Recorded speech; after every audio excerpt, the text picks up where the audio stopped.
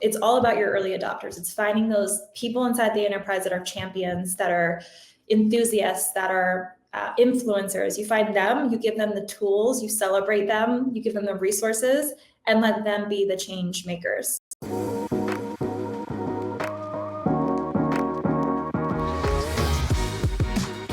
Hello and welcome to Love as a Business Strategy, a podcast that brings humanity to the workplace. We're here to talk about business, but we want to tackle topics that most business leaders tend to shy away from. We believe that humanity and love should be at the center of every successful business. I am your host, as always, Jeff Ma, and I'm here to have conversations and hear stories with real people about real business, real life.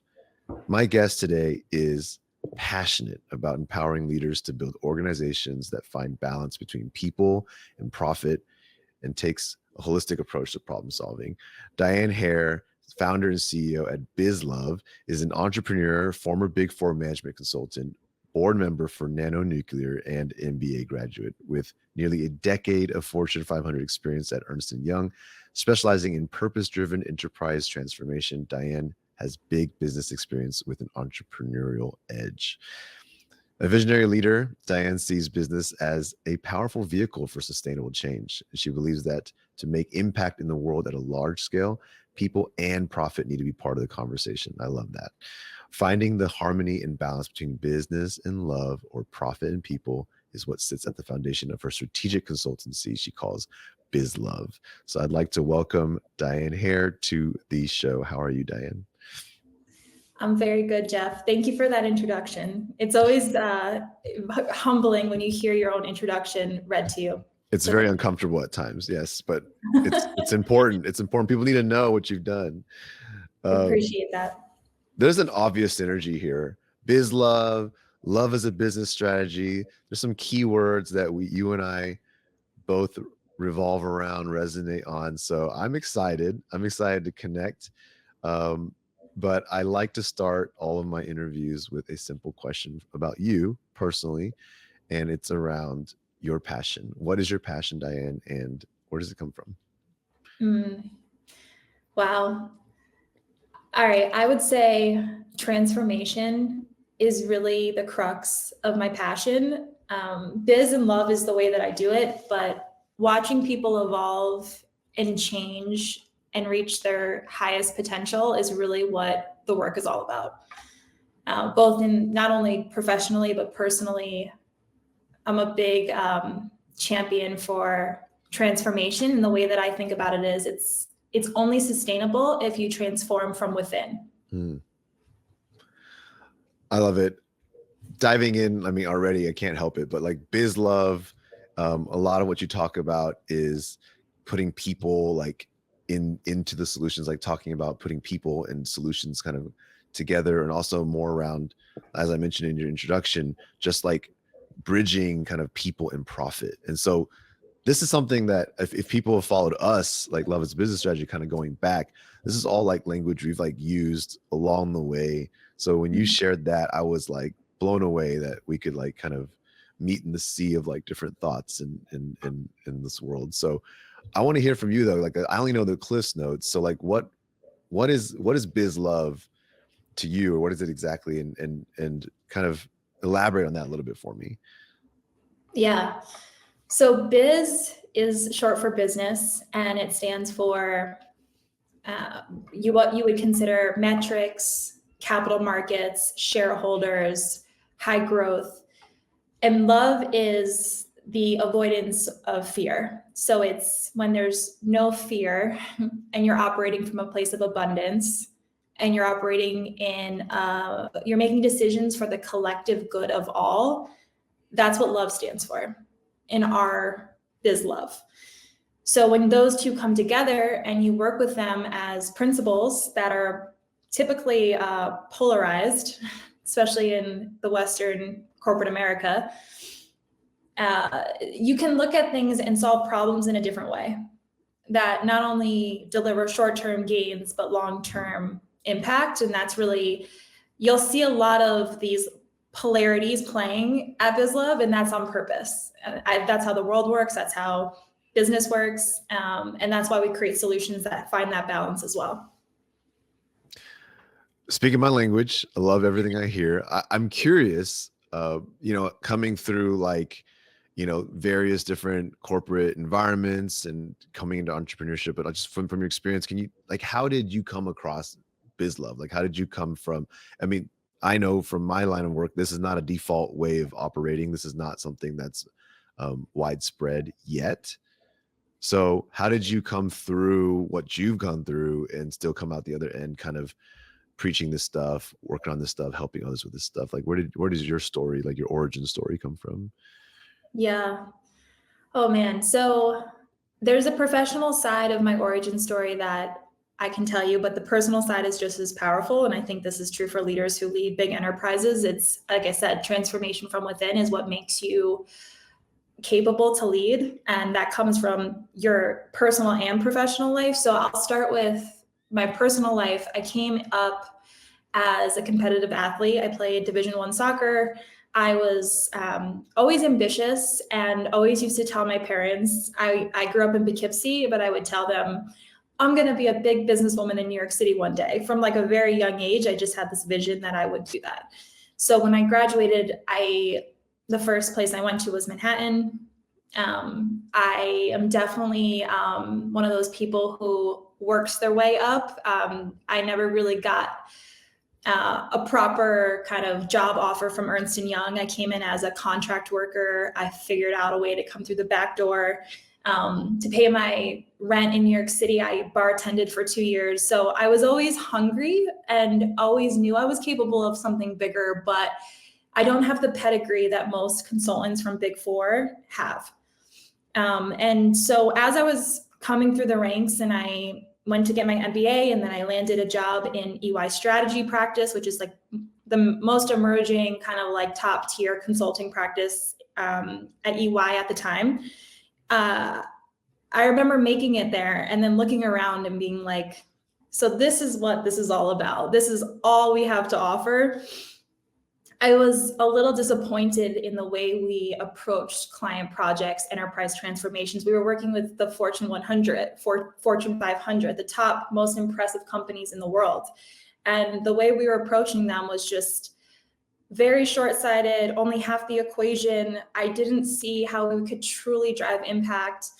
I founded, there was a startup within EY called EY Cynic. It was created with Simon Sinek, who is a thought leader. And most of the people that listen to you probably know him, Jeff, because you are also very aligned with his thinking and books. We created a tiger team within EY strategy called EY Cynic, and we took purpose. EY did a contract with Simon. We took the why, we called it purpose, and we created commercial offerings that was purpose-driven transformation, which was really my first taste in new age solutions, ways that you could do enterprise transformation differently. And that's where I really found a true love for consulting. It wasn't the traditional way. It was what I call new age way of thinking about problem solving, putting people and profit at the same priority level, using love, using purpose, this bigger cause to really think about how to solve business problems. And so I think a combination of my personal career and like upbringing of just always thinking there's a better way, always finding a back door. It's both why I'm an entrepreneur, but it's also why I was able to like climb quickly in the corporate ladder to get the experience to feel like I could do this on a big stage. So that's the backstory, Jeff. I love it. And you mentioned, I guess picking this up from what you called, I guess, new age kind of way of thinking. Can you elaborate a little bit on that? Like, I know you kind of defined it loosely here with these concepts of putting people and profit in alignment, things like that. But is this like a well-known definition in the circles that you run in? I guess I haven't really heard it, and I'd love to know more about it. I wouldn't consider it a popular term in enterprise consulting. I think people use it like loosely, but it's not something that my industry hears a lot. I think because we're young, because we're ambitious, and because we're doing things differently, it's a quick way to cut to the chase. We're not your like old white-haired consultancy, right? Everyone that works for BizLove is young, emerging, trailblazing. And so not only is our innovation with our IP new, it's also our spirit. It's also the way that we staff projects. So I call it new age as a shortcut to we're different. Is it strictly, do you think it's something that's strictly tied to like youth and generational, or is it something more around, is there something more than that? Yeah, it's a good question because you're right that we're all going to get older, including me. And you can't really call it new age if you're not young. But I think the spirit of creator and curiosity that when entrepreneurs have this like stomach of optimism and I won't stop at anything. That's a childlike wonder and way of looking at the world. I think that spirit is in BizLove. We get put into mission critical projects with deadlines that make no sense, that the turnaround time feels impossible. And time again, we're put in these situations like our backs up against the wall. And instead of it feeling like crippling or paralyzing, it's our team they rise to the occasion. And it's just that's like fighter spirit that we carry. Is like, tell me a little bit about, I know a thing or two about trying to like be a part of a business that's succeeding and trying to help others with culture, help others with, and then for me at least, there's like your own culture that you have to continue working on. And sometimes it's, to others, it seems like a no-brainer. It seems like, oh, just kind of like do all the things in the same way. But it's like, it's weird when you're working in culture yourself because everyone's so hyper conscious within your organization of culture that it's almost like you have to work at a different layer. Do you experience that as well at BizLove? Yes, like eat our own dog food. Yes. I haven't heard of it put that way before, but yes, I concur. Yes, I definitely understand, Jeff, what you mean. Like if we're going to preach and show clients how to do it and we are not living it, who are we? I think what's difficult about the way we're set up is we're a high growth startup. That's the way to look at it. We're a 5.5-year-old consultancy. We serve multinationals. So it's like building things from scratch to delivering scalable, enterprise-wide global solutions. And you're doing both in a day. So you're going from tactics to high strategy in a matter of a call. And you got to laugh. I mean, it keeps you humble. And I think it's also why we're effective in launching new programs. So even though they're big enterprises, when they are looking to do something transformative or trailblazing, that spirit of knowing how to build a bootstrapped premier consultancy is the same spirit it takes to build an enterprise-wide program. It's the basics, all the way up to like global solutions. But you could laugh, like to see our schedules and the way we operate at BizLove every day, it's the smallest thing to the biggest thing, and in a matter of 30 minutes. I feel like I may relate a little bit, but I bet you do. but it's always different. Can we talk a little bit of like the nitty gritty, like talking about actual like boots on the ground work here? When we talk about BizLove or just you in general, when you consult or work with businesses around, again, bridging the biz and the love as you defined it, what does that work look like? What is the actual, bread and butter of your work? Yeah, it's a great question. So it took a long time to really define when we're in our, let's call it love, or in our biz. And the reality is it's not siloed, it's interconnected, it's embedded. You could look at it as everything we do is integrated. So, and I think it's important, it's a lesson I've learned that traditionally when you meet a culture organization, you can relate to this, Jeff, and it's siloed to HR. And they say culture is an HR problem. And you're like, no, culture is a collective problem, right? It is the responsibility of all of us to nurture, build, take care of culture. It's not an HR problem. Whenever people say culture is an HR problem, I usually respond, well, it sounds like your HR might be a culture problem. Yeah. It's, and you see them transforming, it's getting better. But I would say, just like us, love is not something we silo solution for. It is, there's ways we get to it. So storytelling, we do storytelling and we do strategy at my company. So storytelling is all about how do we get to the intangibles of the human experience? Because in moments of great change and transformation, people are impacted. Any way you cut it, any way you slice it, they are being impacted. We use storytelling to build a story that is contextual, that gives decisions, they make sense, to talk about why we're here, who we are, what we do, right? Go back to the basics. So people really have this identity in the organization to connect to. That's what we would consider love during transformation. The other thing that's in the love camp is leadership. Leaders during big moments of change, when their career is on the line and it's a career changing initiative, they have a lot on their shoulders. And they are not only responsible for delivering results, they're responsible for leading their teams. And sometimes they're not staffed. They don't have the resources. They don't have the boss above them to support them.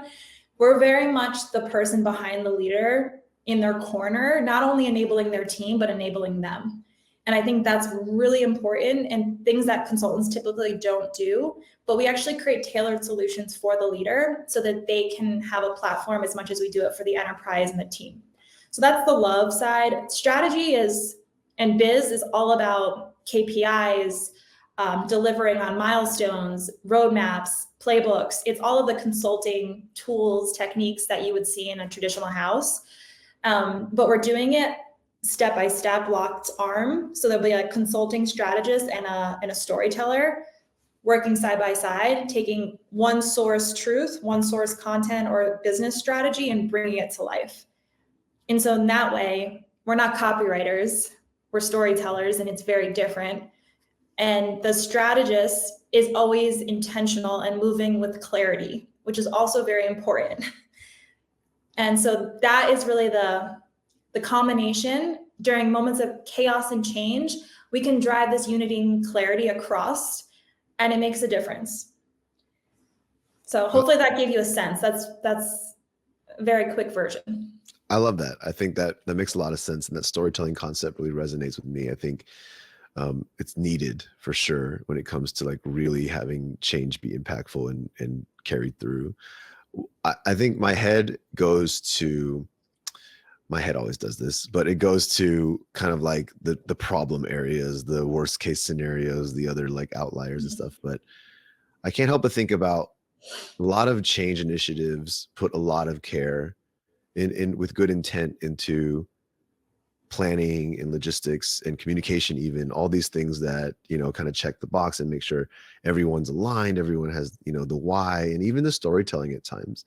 But what I've also seen is that there's this behavioral element around it where we can all agree to things and we can all kind of be on board, but then there's the way it actually kind of exists in practice. There's a way leaders treat the change or treat each other through the change, just ways that behaviors as humans basically come across through our mindsets and our attitudes, how we communicate with each other. These elements, it leads to different outcomes, such as sometimes teams might feel well, this is just still with all this clarity, it's still a kind of corporate mandate that I don't really believe in. And it leads to all these adoption issues. It leads to all these kind of fragmentation. It's not all the time, but I've seen it enough to know that there's something around behavior that's important as an important equation, part of the equation. Is that something that's factored in kind of the BizLove approach in one of those areas, or is that something you've seen as well? Yeah, so behavior is interesting because you see a lot of companies coming out with behavior tools. They could be like change habits, like you'll get a pulse emails telling you to do a tip every day to try to like change a behavior in a microdose, and they'll gamify it and they'll try to get you interested and adopt that way. I think that only works for a small population of people. I don't think everyone, it doesn't work on me. It wouldn't work on me. The way that I behavior change is through connection. So I have to connect to either my leader or the enterprise via the identity, the storytelling we share. And I need to self-select that this matters to me. This is an aligned mission. I'm here using my precious life for a reason, and I believe it's in its best interest to be at this company. Building that shared fabric across the enterprise is how I think people self-select in, which is a big behavior change, because when you make the choice, it's not pushed on you, but it's you're kind of enticing them and inspiring them and empowering them to make the choice. Sometimes during big enterprise transformation, you see people leave, and I don't always think that's a bad thing. It depends on who it is. But the tactical behavior change is for a type of person, but there's this other side that is self-select, and that's the side we really focus on. Feels like, I guess, to kind of summarize what I'm hearing is that you got to make people care, or you got to make people want it, or have their own reason or case for wanting to change, right? Right.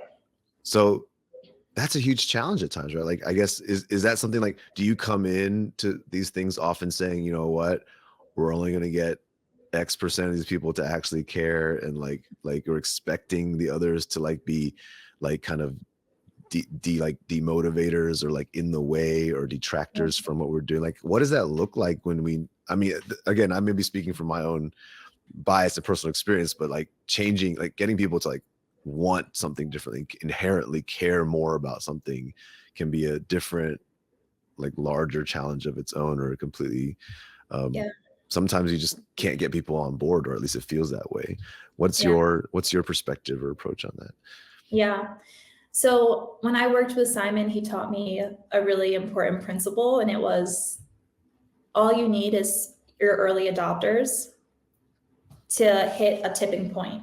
So those non-sayers, those non-believers, don't waste your resources on them. They will come when they come.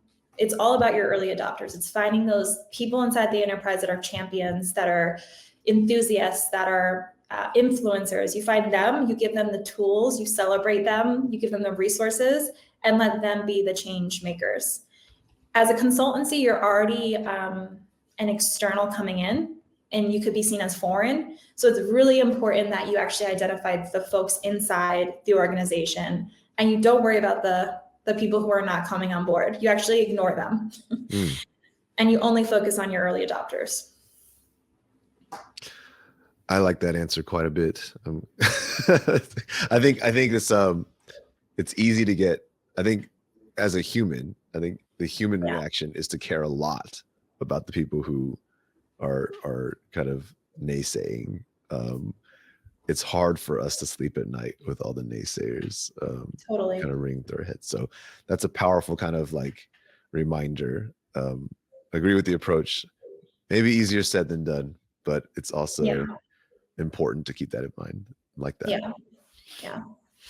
So when it comes to, I guess at the end of the day, some proof points, or I guess when you talk about aligning people and profit, you know, I guess the old age way of working is kind of that those two things are either at odds with each other, or kind of like it's like they're very disconnected. So as you connect them in the new age kind of way of working, like what are your kind of proof points around that? What are your case studies and examples of where people and profit aligned is the solution, is the right way to go?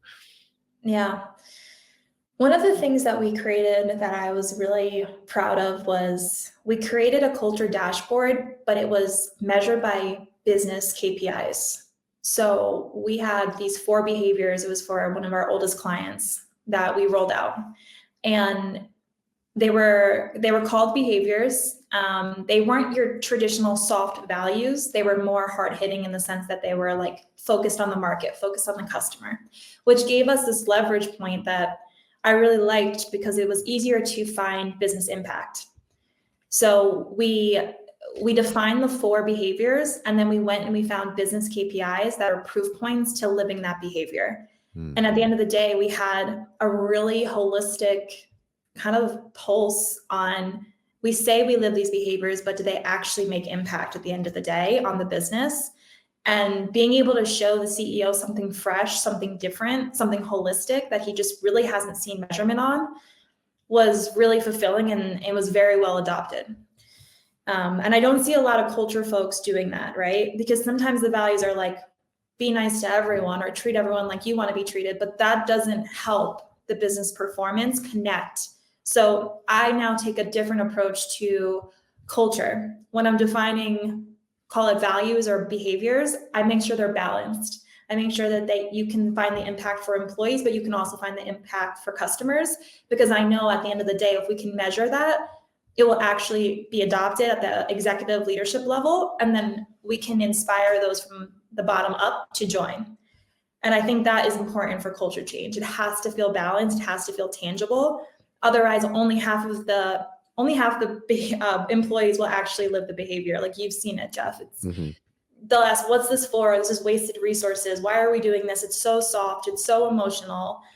So, and it's also super specific to each client. Culture is unique. It's like a soul. Like it has its own vibration, own way of working, own way of moving through the world.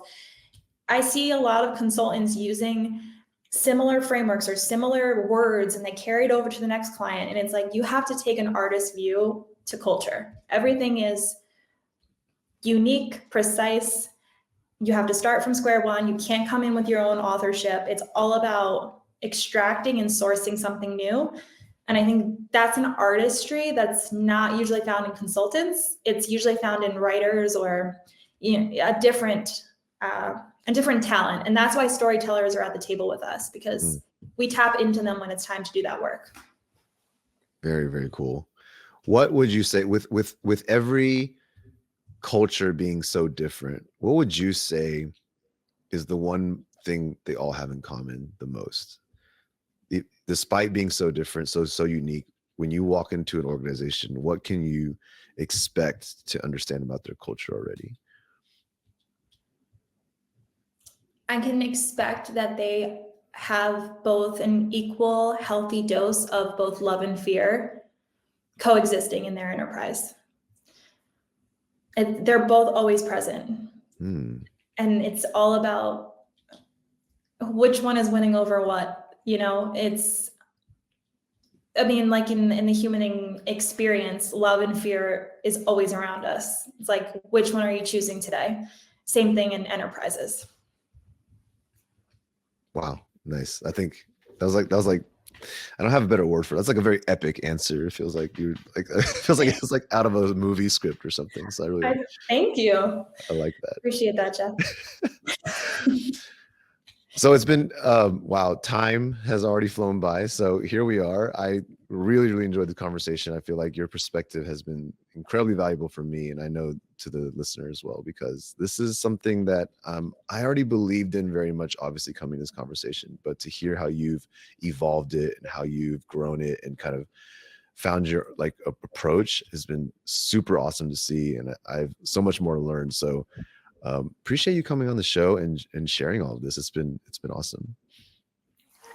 Time flew, Jeff. Thank you so much for having me. Is there anything you want to share? I mean, we talked about BizLove kind of the whole time, but is there anything you want to kind of share for the listeners specifically, if they want to reach you, contact you, understand more? I would say if you want to reach out, we have a way to send notes on bizlove.com. So you can find me there. I'm also on LinkedIn and I'm very active. I check my messages every day. So if you want to send me a note there, that would be great. And yeah, I would say, I mean, if people are watching this and listening to you, Jeff, they're already on the right path. And I know we're used to this because we've done it for a while, but if you're new to caring about culture, I would say try to build a business case around culture, because that is really the way that you're going to find leverage, resources, deployment power. A lot of times executives, they don't have the luxury of worrying about culture because they've got so many KPIs and shareholders and people on their backs, and it's not their fault. But they need the people below them to bring up the topic of culture and care about it, because it's not that they don't care, it's they don't have enough time in the day to worry about it. So if you build a business case for culture and you look at it differently and you find the balance between biz and love, you will find the path of least resistance when it comes to this topic. And it's only going to change if you power it. So I would say go for it. It's super fulfilling, and you will actually be super proud of the work that you achieve, because it will change. It will change. I love it. And we will end with that very powerful statement. I mean, that is, I just can't stop agreeing with you. I guess I'm running out of like ways to express how much I agree with everything you say this entire episode. So thank you for ending with that. To our listeners, we appreciate you as always. Thanks for continuing to listen and follow. Check out Love as a Business Strategy, the book, if you haven't, and tell your friends. I say that every week, but seriously, tell a friend this week. Go and tell a friend. So with that, I will see everybody next week. And I hope everyone has a great week. Bye.